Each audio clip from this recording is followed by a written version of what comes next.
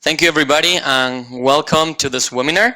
I hope everybody's doing fine and your close ones are also fine in these uncertain times. And today I want to give you an overview of, as Rick said, a summary of the publication that, together with my two PhD supervisors, Michael Moira and Boris Pervan, we published in the Journal of Navigation last spring.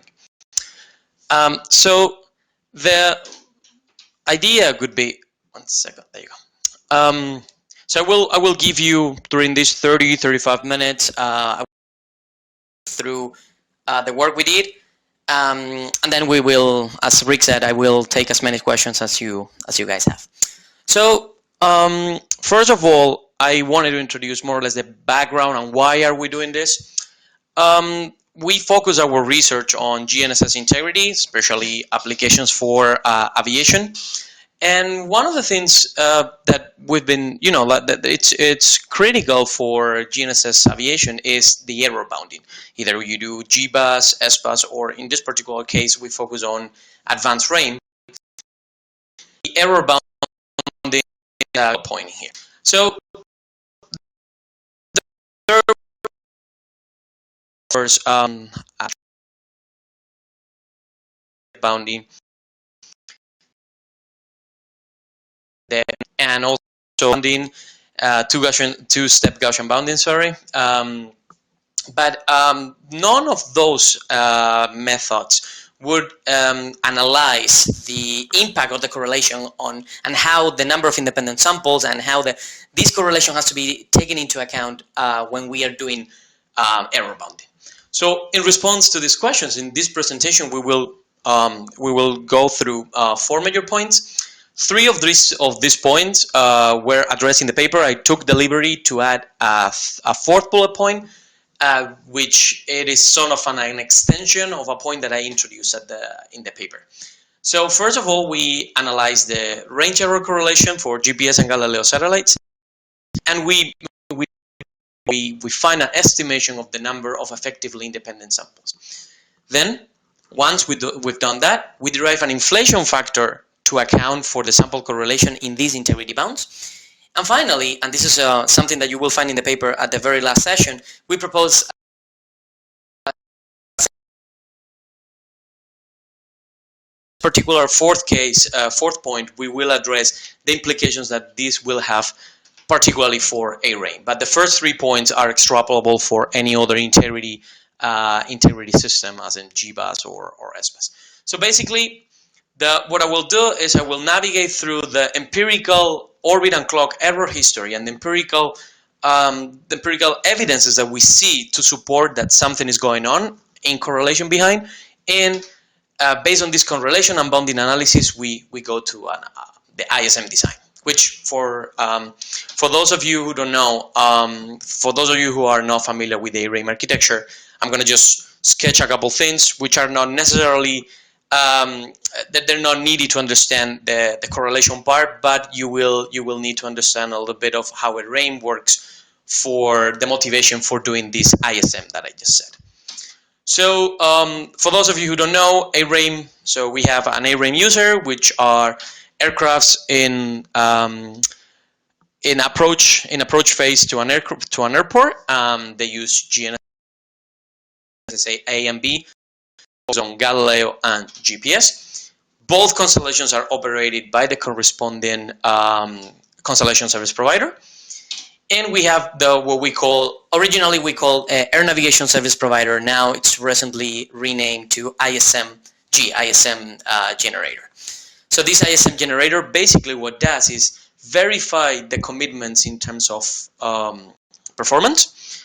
And in order to verify these commitments and then elaborate an integrity bound, this is the motivation that gives us to that paves our road to go to the dissemination, to the generation of an ISM. So this ISM basically is an integrity. It provides the means to compute an integrity bound. We can also see it as a SBus message with some differences, but sort of like it's something that the aviation user will utilize to create an integrity bound, and decide whether or not an approach shall be executed or not. So this is just a little bit of ARAIM architecture. For more info, there is an ARAIM ConOps published in the ION GNSS 2018, authored by Juan Blanc and a bunch of people from the working Constellation service history to understand how this correlation, because at the end of the day we're looking at the correlation, how this correlation empirically looks like, and gives us some motivation to go through this correlation analysis. So first of all, if you put that, you might have seen many times error characterization or service performance characterization, both for GPS and Galileo. That's why I'm not going to enter into many details here. But the important thing in here is that when you look at the characterization over years, there are two things that are significantly eye-catching. First of all is that, and I'm not the first one in seeing that, the clock, the onboard clock, certainly drives the performance of the constellation, so of the satellite. So looking at the actually one sec, because I can't put the point. So looking at this table here, we have the RMS of the signal in space range error, and we see there is a, by satellite block, we see that there is a big difference, for example, between Rubidium clocks in block 2F and Cesium clock. This is something that I'm not the first one in seeing, but it's something that is eye-catching. And one of the important things in GPS and the important thing is the monthly variation of the timely variation, which is what we are looking for in here. How do those errors change over time, right? So one thing that we do see in GPS is that there's a non-zero monthly mean. So we can say, are the orbit and clock errors biased? Well, this disappears over time, over longer period, and then the change in variance at the beginning of the observation period, when the satellite's inserted, they seem to have some larger errors with respect to the rest of the operation. So one of the things that we do see here, for example, is that these variations in a monthly base are significantly high. For example, this is a monthly mean. We do see that in a monthly mean, but those variations tend to stabilize. This is a hint of correlation. So something that when we look at 2 data or a month of data, we do see something that disappears over time. So this is a hint of correlation.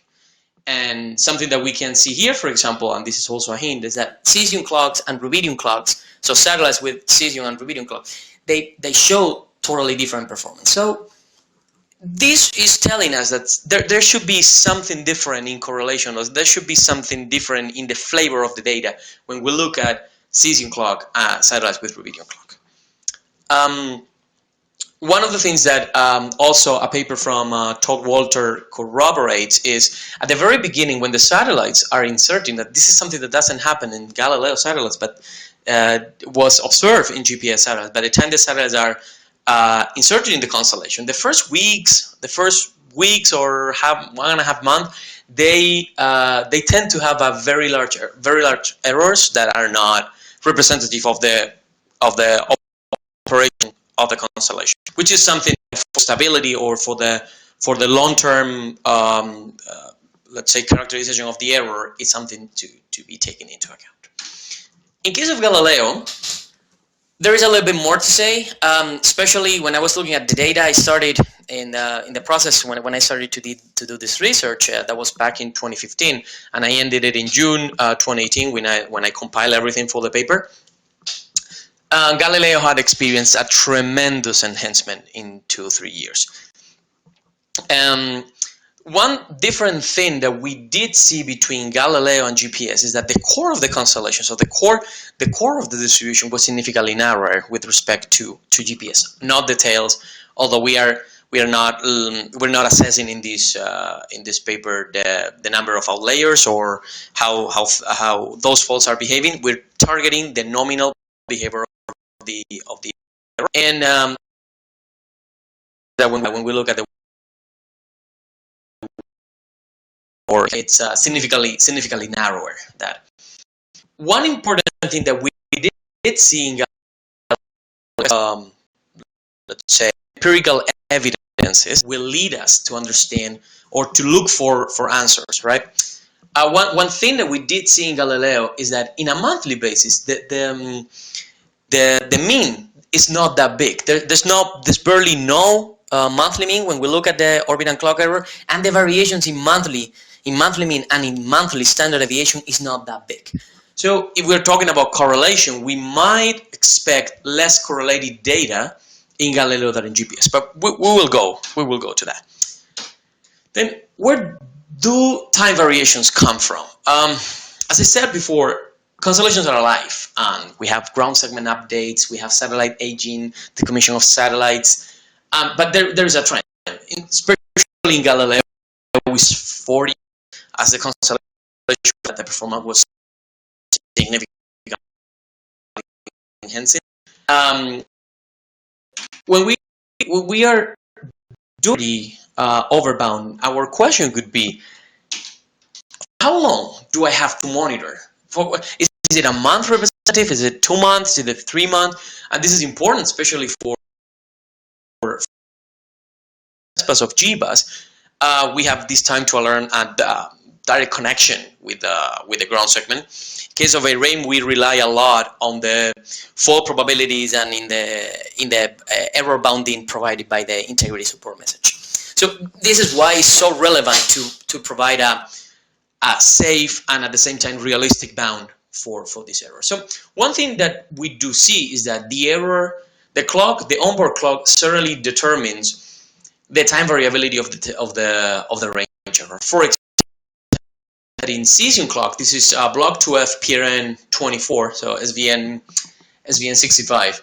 When we look at the error, the variations over month are very, very little. So if we look at the distribution of the error, it looks pretty steady. Whereas when we look at the clock errors, for example, for Rubidium clock, for satellites with Rubidium clock, even though look at the scale is different, I didn't propose, otherwise we wouldn't appreciate this. It's half. The errors are significantly smaller, like at least 2/3 smaller, but they present significantly more variability with respect to 1 month to the other. So where does this variability come from? Okay, so one of the things is that we can always look at the error autocorrelation. So we can do at the time correlation. So here in this expression, we have the samples autocorrelation, and then we have the samples autocovariance, which is basically removing the mean. And then we have the normalized autocovariance so that the lag 0 has the actual standard deviation, right? What we did in here is we separate one of the satellites per block. We took GPS, Rubidium clock, and GPS with Cesium clock. But we do see any other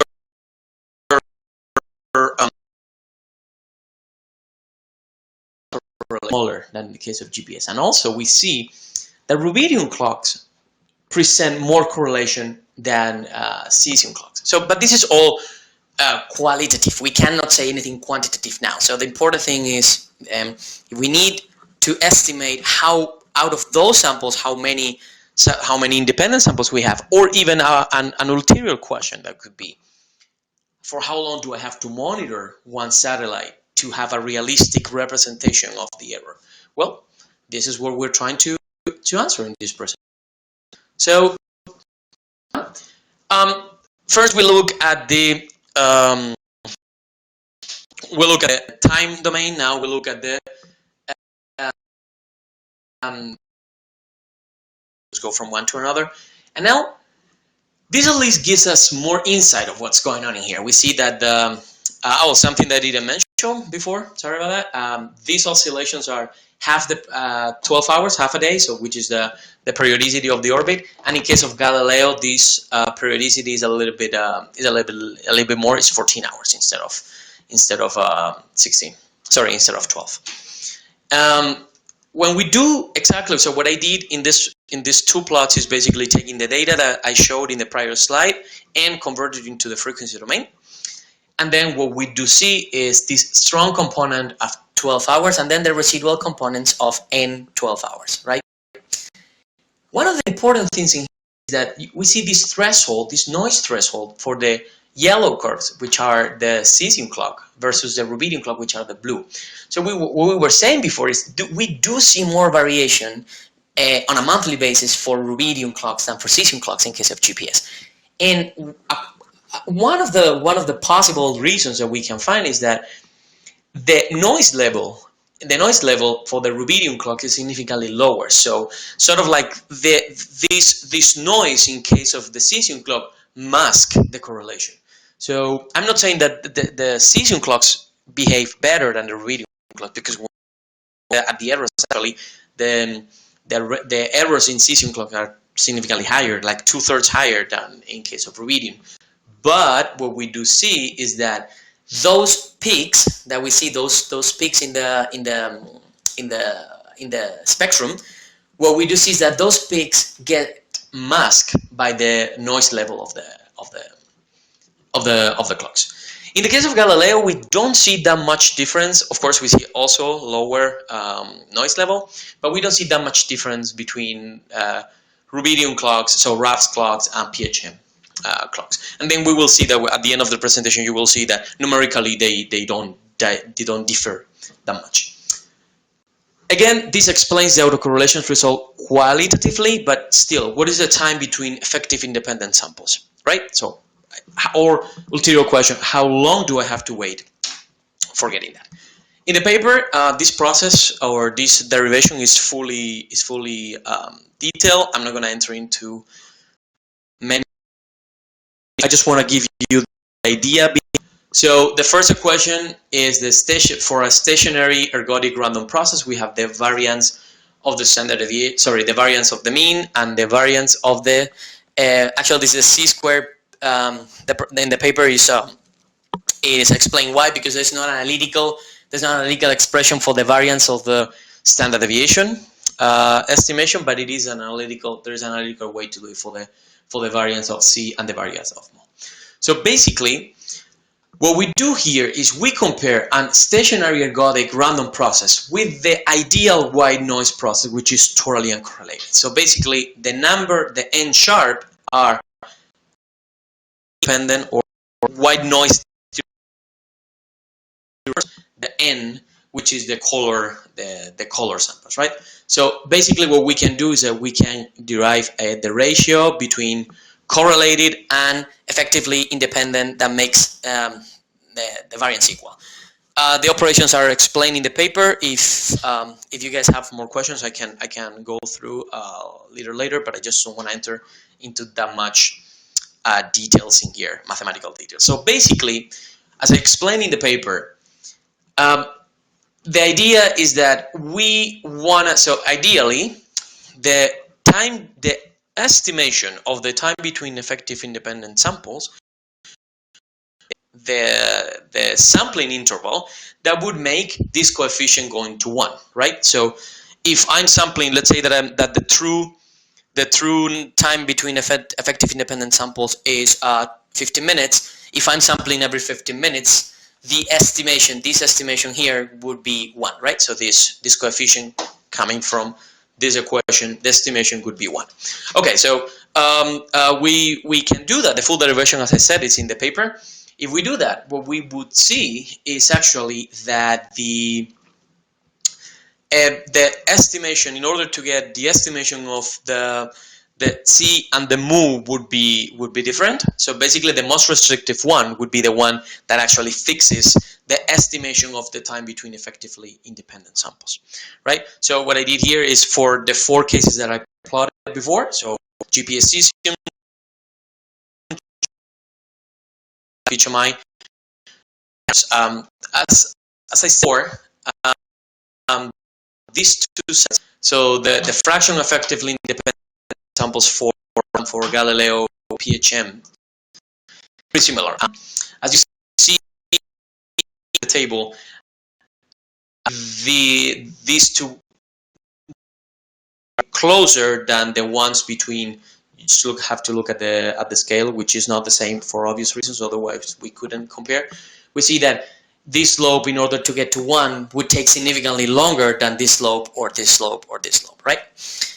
So when we do estimation of that slope, we would end up with this table in here. So there are two things interesting in here. Is that most of the for Galileo both RAFs and PHMs and GPS, most restrictive one is the mu, so the estimation of the mean, whereas in case of Galileo, in GPS Cesium, could be the estimation of the square error, so the C. What is the point in here? Is that because in order to estimate the standard deviation, I need both, and as I said in the paper, the one that is the most restrictive would be the one that can determine the number of independent samples. As I said, when I submitted this paper, one of the reviewers was very keen on making me say, and I think he was totally right, is that when we're saying number of independent samples is not actually the number, it's an estimation of the independent samples. So basically, this is an estimation of the time between independent samples, right? So the important thing here is that this table, which has been derived analytically, can sort of be corroborated by the samples autocorrelation. In this case, normalized autocovariance. So what we can see in here is that the Galileo RAFs and the PHMs, as I said, early here you couldn't see a big difference. A big difference between them two. Actually, it's not so significant, between 4 and 5 hours in case of Galileo RAFs, and between 2.5, 3.5 hours in case of Galileo PHMs.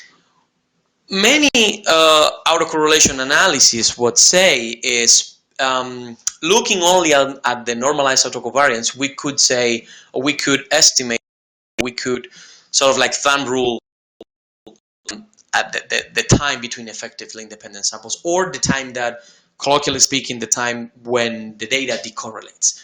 One can see, yeah, what is the thumb rule? 0.5, 0.3, 0.2. There's no particular way to do it, but this way actually gives us this particular time that can be corroborated, because if I say, oh yeah, the RAFs and the PHMs are something around 4 hours, yeah, makes sense. 4 hours we would be here in a normalized autocovariance of around 0.2. But again, this would be very ad hoc method, right? In case of Cesium clock and Rubidium clocks, this is the difference that I was mentioning before. You see how the correlation in case of Rubidium clocks goes beyond 1 to, this is actually a week. So how could we say when does this correlation end? Well, we couldn't by looking at this, because this ripple goes on and on. Whereas in case of Cesium goes significantly faster, right? Are corresponding corroborated from this table. We look at this plot, but not from this would end up at this table. So those are the time between independent samples, right? Or the estimation of the time between independent samples. The second part of the paper takes into account, depending on the monitoring time. So we know that if we have a month of data, in case, for example, in case of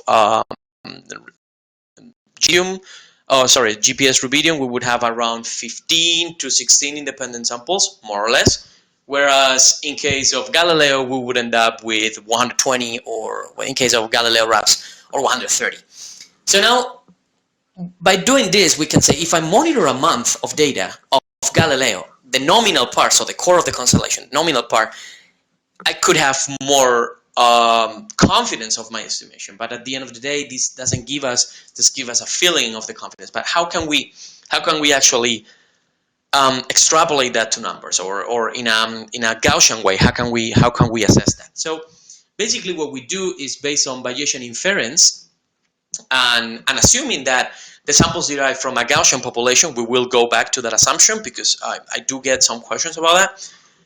Assuming that the errors derived from a zero mean Gaussian population, the condition as a function of the standard deviation of the sample and the number of independent samples could be this expression here. The derivation is done in the paper. On this plot, on the left side plot, what we see is the dashed line is actually this function for the standard deviation 1. So for this assuming normalization, standard deviation 1, and for different number of independent samples, right? So where we do see, and numerically can be shown, that when this condition, so when the number of independent samples goes above 100 or some 120, 130, the dashed line merges into the solid line. So basically, this expression tends into the CDF of the Gaussian distribution. So that at least that makes sense. So something in between. So we know that something in between a couple samples and 100 would give us a distribution which is above the normal distribution, right? So the idea behind here, which is solving this implicit equation where we have the uncertainty factor, which is, if you look, you only have to look, for example, here at the Gaussian overbound for 10 samples, and the Gaussian to a PSAT, or a PSAT, we call it a linear probability. The normal Gaussian with a standard deviation S has to be inflated by a K uncertainty, and this K uncertainty can simply be solved in this equation. We plot it into here, and then we just solve the K as an implicit function of the number of independent samples and the PSAT we're gonna get. What we get out of this is that, and based on the assumptions that we made, that it derives from a Gaussian population, zero mean Gaussian population.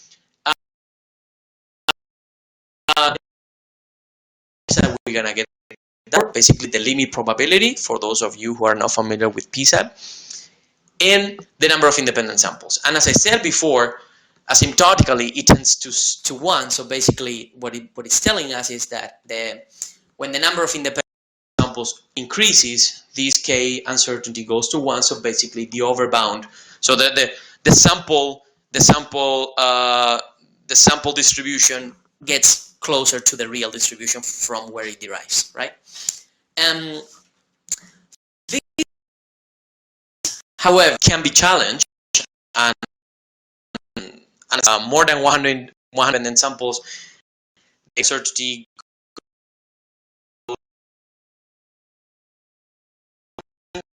So the number of independent samples, which, as I said before, the number of independent samples depends on for how long I monitor the error, right? It doesn't play any role once we go 1 over 150 samples. And now, the question that that you might be thinking of is, well, yeah, but we all know that the real distribution is not a Gaussian. It actually has tails, and the tails, for those of you who have work on operations or looking at error monitoring or range error characterization, you might know that most of the times we have a nominal distribution, but sometimes when something goes wrong and there is a satellite fall, we have a spike on our time series. It has nothing to do with nominal distribution, right? So the things that we do see here is that, and that's something that can be easily corroborated looking at satellite error distribution, is that most of the distribution is contained on the core. So the core of the distribution contains around 99% of the data. Okay, so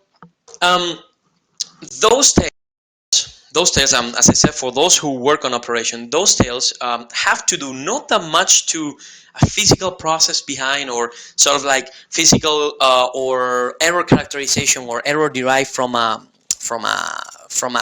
typical population, in this case Gaussian, but has to do more with operation stuff. So it has to do more with real-time observability, reactivity of the system, because when we have, for example, a clock run off, for how long that clock runs off freely will depend on the monitoring capability of the constellation and how long or how fast can the operator reach the satellite and flag it, right? So what we intend to do here is that one of the comments that we can get from the derivation before is, okay, you're doing all of this based on Gaussian population, but actually the distribution is not Gaussian. Well, as I said, we can say that around 99 to 95% percentile of the population of the distribution is the core, and that core is the what we call the Gaussian core, right? Can we create a bound that responds to the empirical distribution? So how the actual distribution looks like? Well, actually we can, and it's simple. This part is, as I said, this part was only mentioned in the paper, but then I have another publication in the following ION GNSS in the 2019 where I included this derivation.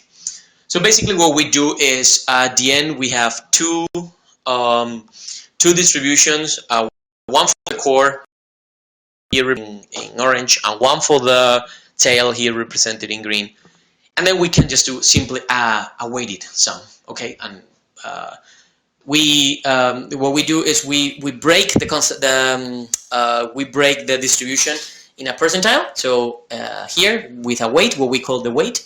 In this case, if we, as I said before, can be 0.99, 0.95, and this would be the WC, so the weighting in the core. And then at the end, we can just simply do a Gaussian weight, and we would get the black line, right? Simple sum of two distributions. But there are Gaussian distributions. Distribution obviously would be it cannot be a Gaussian. It is the combination of two weighted Gaussians. Do apply this into what we've seen before. The important thing in here, what we wanted to do and why we want to link with this analysis of the multi-Gaussian, is that what we can do is we can individually identify the number of independent samples each distribution. So the number of independent samples we got in the core and the number of independent samples that we got in the tail. So in the paper that I just mentioned in the ION GNSS 2019, we do break the monitoring period into 1 month, 12, and 24, and then we do it for GPS and for Galileo. So first, so these two plots correspond to 1 month of GPS data. So this is January 2016 for PRN6, so SVN 67. And the important thing in here is that as you can see that the standard deviation of the distribution, the S, barely changes. So barely changes, and this is something which is important. If you look at 12 months or 24 months, the standard deviation ranges in between 30, in this case it's 35, and then goes to 29, but some 6 to 7 centimeters, which is a little bit more than the accuracy of the reference products. But what is important in here is that the tails, when we're bounding, in 1 month we only have, as I said before, this is a Rubidium, so we only have around 15 samples or 12 to 15 samples. So the uncertainty of the core would be something in 1.45, right? And uncertainty in the tail would be significantly higher because we only have, out of all these samples, we only have a few which are part of the tail. As the time goes by, for a period of 12 months, the core doesn't barely need to be inflated, right? Because we have enough independent samples, but still the tails need to be inflated.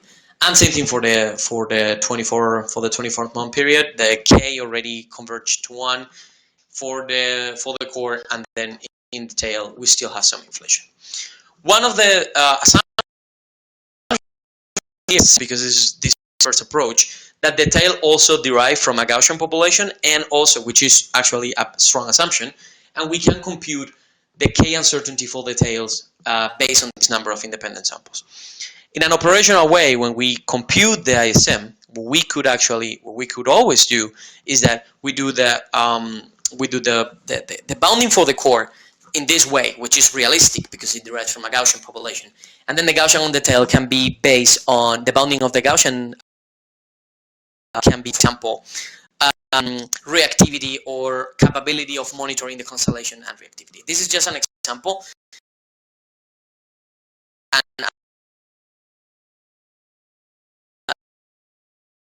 now if you guys look at the standard deviation of the distribution, so we will look at 1, 3, and 6 months. Before we were looking at 35, 34 standard deviation. Here we're looking at 13, 15, and 15 centimeters. So it's like half. All right. This is something really important. In particular, in case of Galileo, what is important is that there is a big difference between the core and the tails. Whereas in GPS is not so relevant, it is relevant in the case of Galileo, right? Same process. But remember that when we are computing the number of independent samples, in case of Galileo, we could end up with 120, 130 independent samples in a month of Galileo data, whereas in the Rubidium case, we only had something around 12 to 15, right? So the important thing in here is that the K uncertainty for the core barely changes, and in 1 month, with only 1 month of Galileo data, we have a pretty good estimation of the core of the distribution. I'm not talking about the tails, but I can tell you that if you look at the Galileo over months, the core of the distribution is pretty stable, pretty stable. And as I said, if you look at 1 sigma for 1 month is barely the same that 1 sigma for 3 months or 1 sigma for 3 months, and this is only possible if the individual 1 sigmas each month are the same, right? And then in the case of Galileo, as I said before, we also assume that the derivation of the K uncertainty factor, so that in order to derive the K uncertainty, it comes from a Gaussian population, which is again a strong assumption, but it makes us, it gives us the possibility to show the concept and how it could be implemented. And we can always implement the K uncertainty factor as another parameter to be based on the monitoring capability of the constellation, for example. The influence of the weighting factor is also important. You might have seen that depending on how I weight, or depending on how I decide to empirically break the distribution, I would get different, especially for the tail, I would get different K uncertainty. For the core, it's not so important because we have enough independent samples in the core, whether we take 99% of the core, 99% of the distribution, or 95% of the distribution. It wouldn't change that much. What it certainly will change is the distribution of the tails, and this is not tail, sorry, but the overbounding distribution of the tails. So in this case, what is important, and I wanted to highlight, and that with this factor we can optimize the overbound. We can optimize, and we can, depending on how the satellite behaved in the past, we can optimize this weighting based on core and tail, right? So I navigated you through first how we derive this method to account for the number of independent samples that we have in a distribution. How can we determine them? Once we determine the number of independent samples, how can we account for an inflation factor that tells us how much confidence we can have in this estimation, based, of course, as I said many times, based on the zero minus Gaussian distribution, right?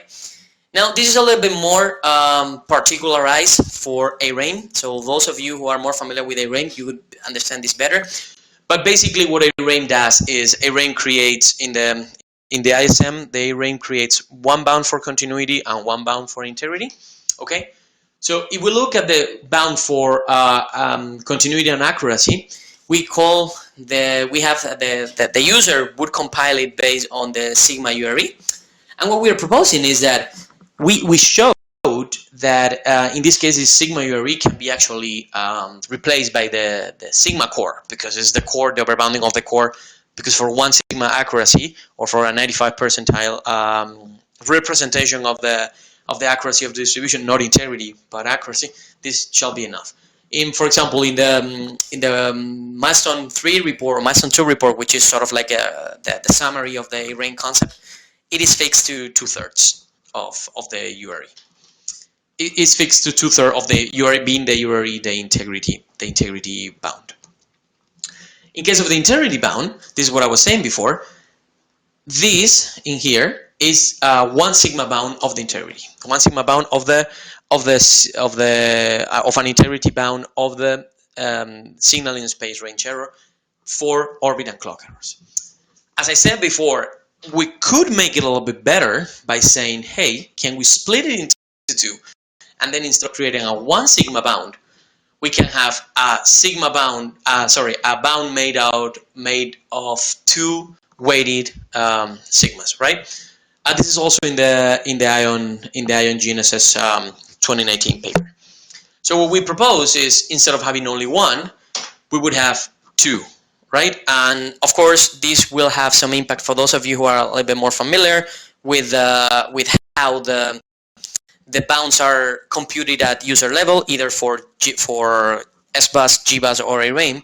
You need to do all the convolution of them, right? So you would have in the paper, in the ION 2019 paper, I didn't want to extend this too much.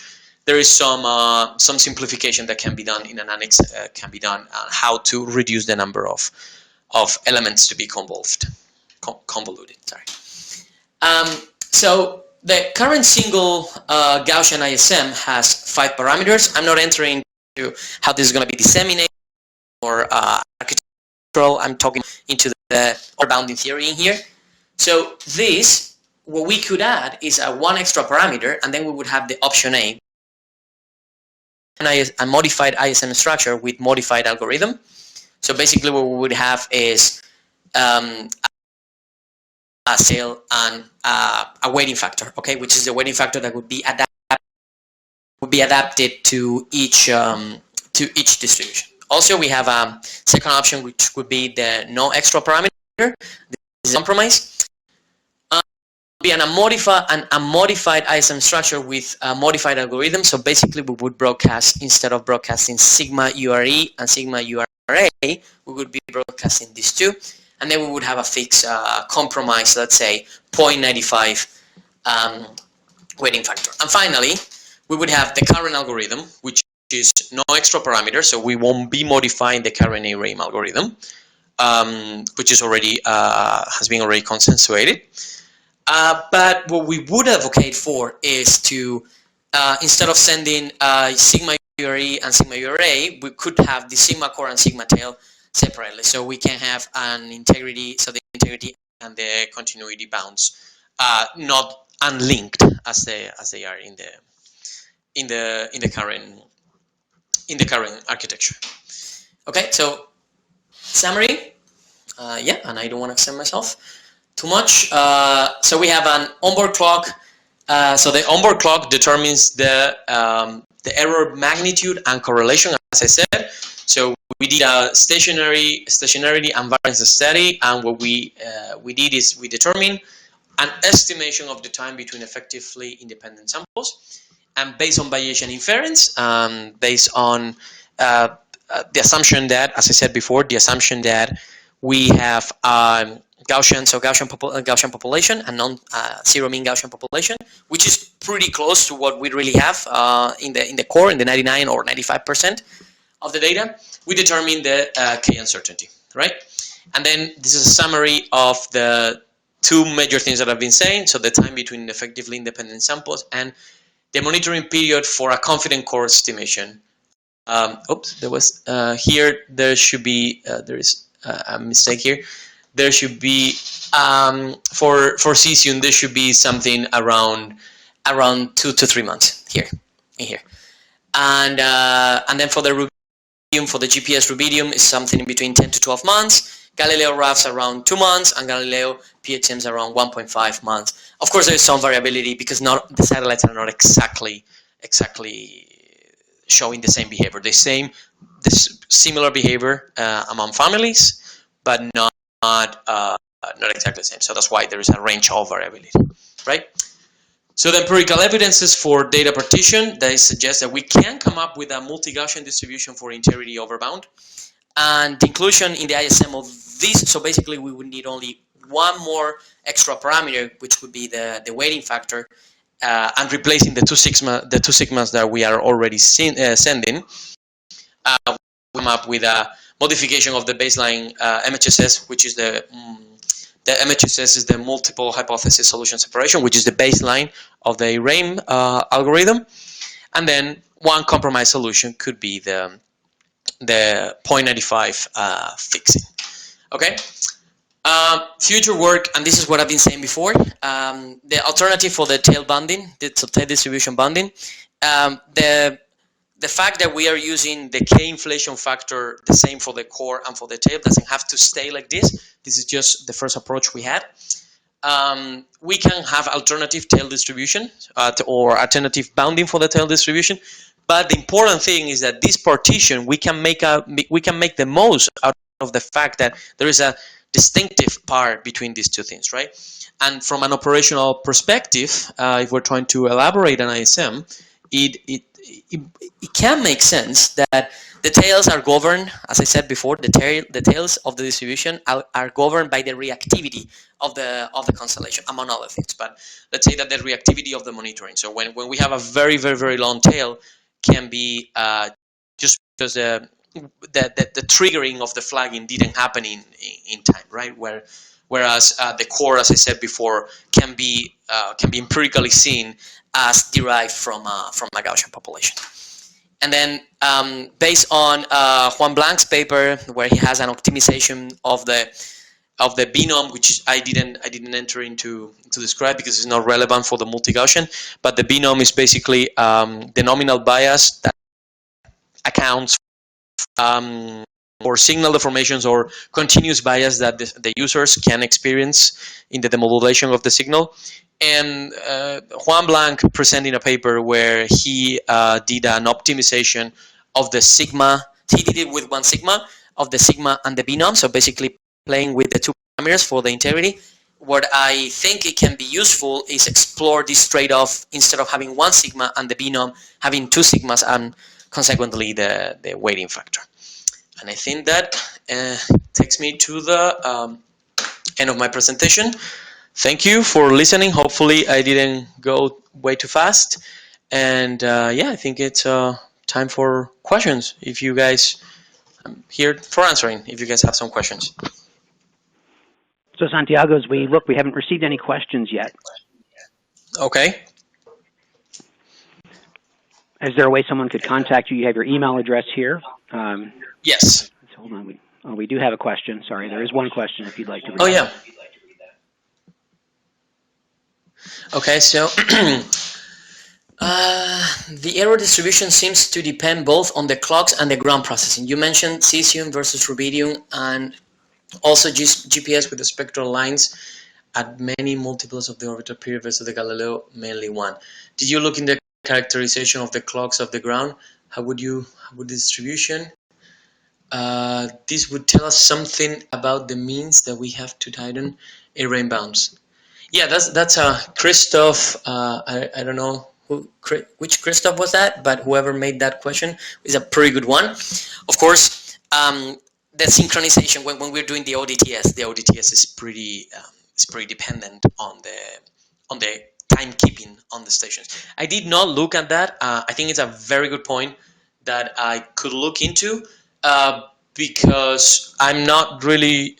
Oh, Christoph Gunther. Hi, Christoph. Thanks for the question. So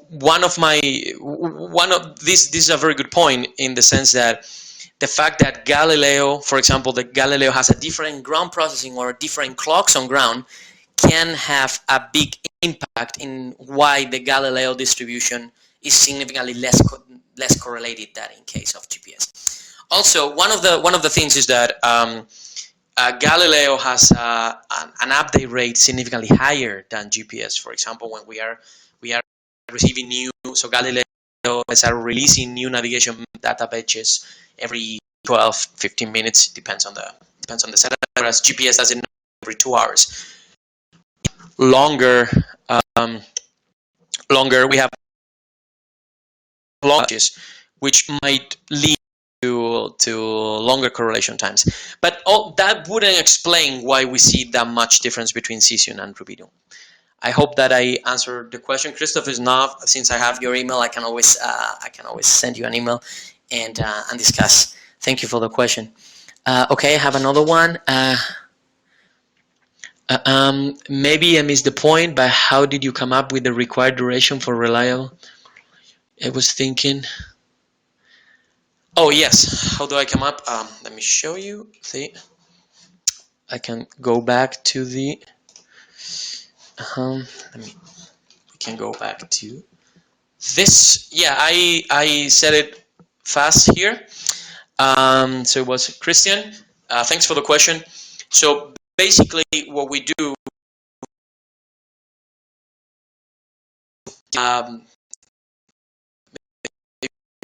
Was fast. So the number of independent. So when we are estimating the variance of the parameters for white noise, so for purely Gaussian distributions, we would have this expression.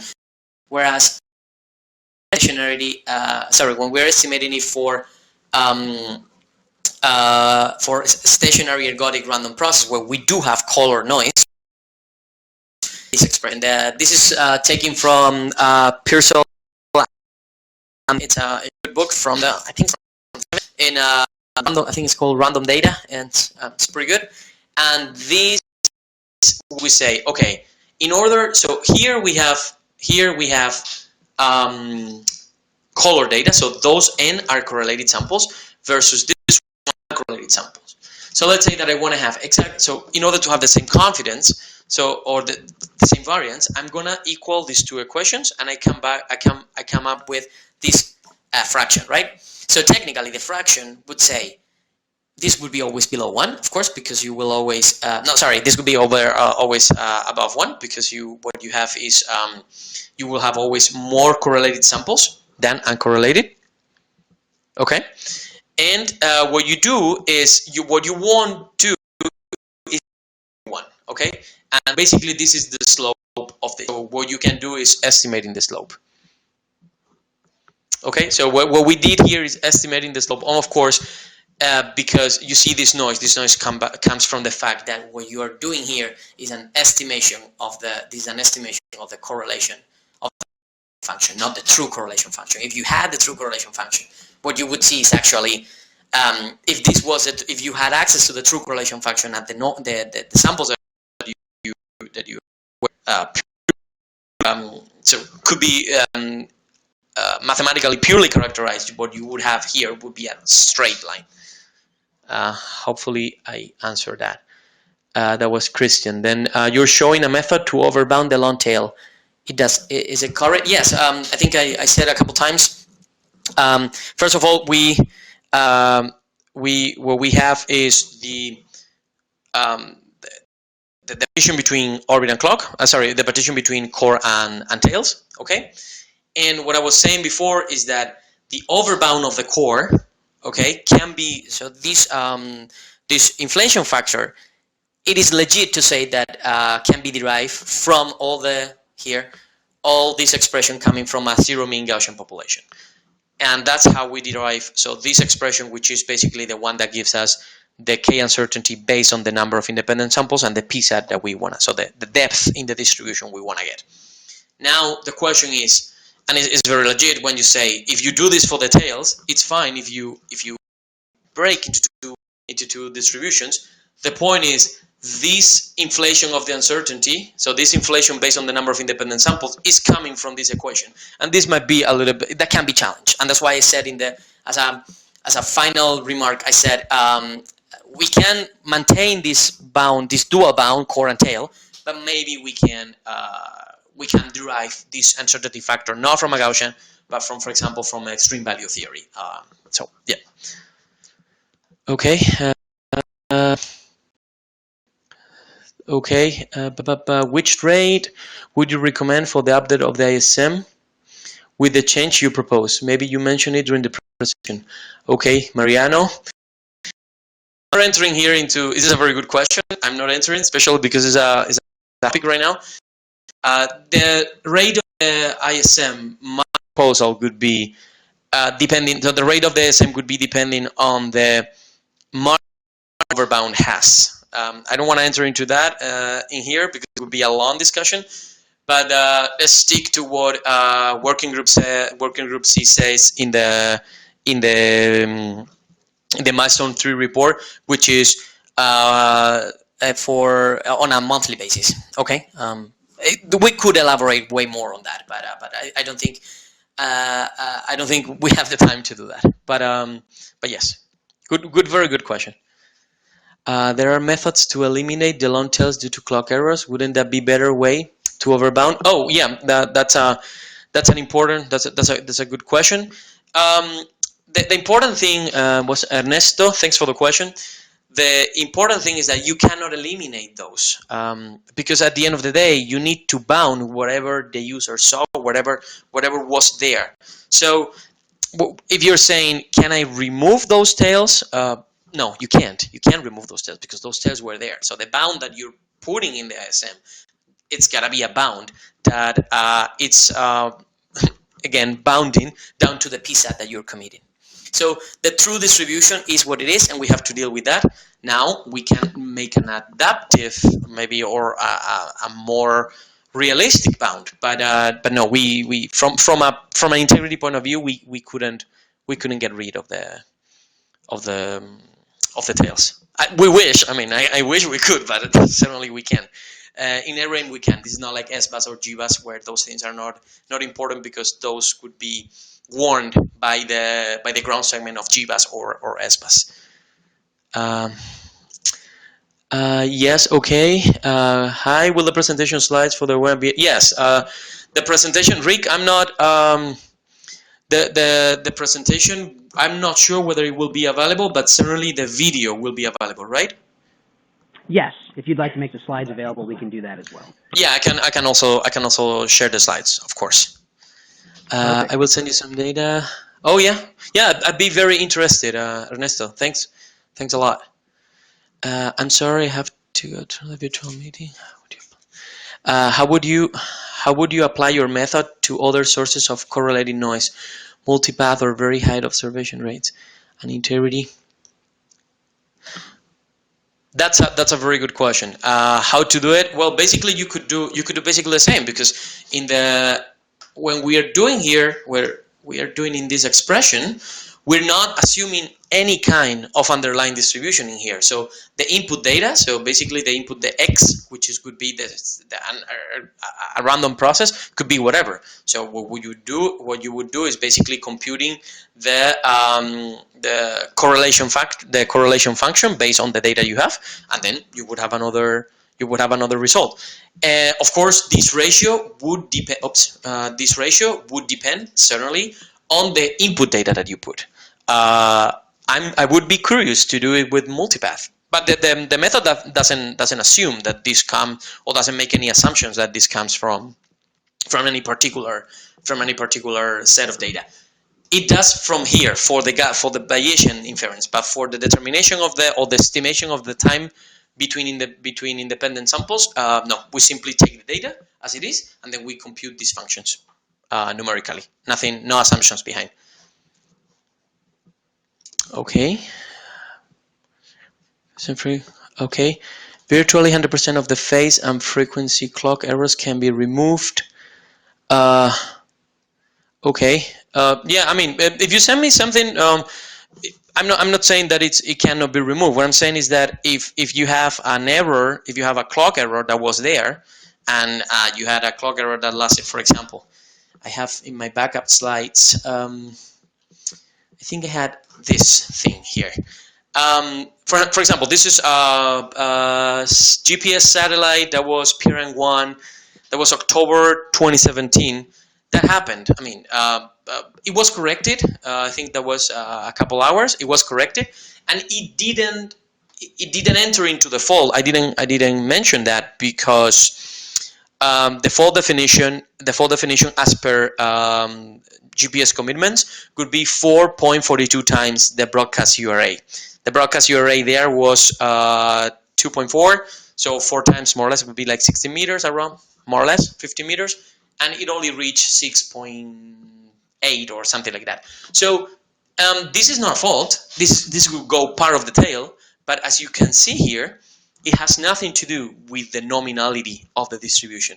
I'm not saying that it cannot be removed from whatever analysis you want to do, but when the users need the ISM and the integrity bound has to bound this performance. We cannot remove it. Yeah. But of course, if you send me something, I'll be more than happy to have a look. So this is my email. You will get it in the, so it's santiago.perea@airbus.com. I would be more than happy to take this discussion on live. I'm really interested in what you're proposing. Thank you, Ernesto. Thank you guys for inviting me, and thank you everybody for listening. And as I said, if you have any questions, I will send the slides to Rick, and he will make them available offline. I'm more than happy to discuss about this, and hope everybody is doing well, and this Corona thing goes away soon, and everybody can go back to pseudo normality as soon as possible. All right. Thank you, Santiago. And we will have an archive of this webinar on our website, together with the slides and a link to the paper in the 2020 spring issue of Navigation. Again, thank you, Santiago, for your time, and we wish everyone a good day. Thank you. Thank you for inviting me. Bye.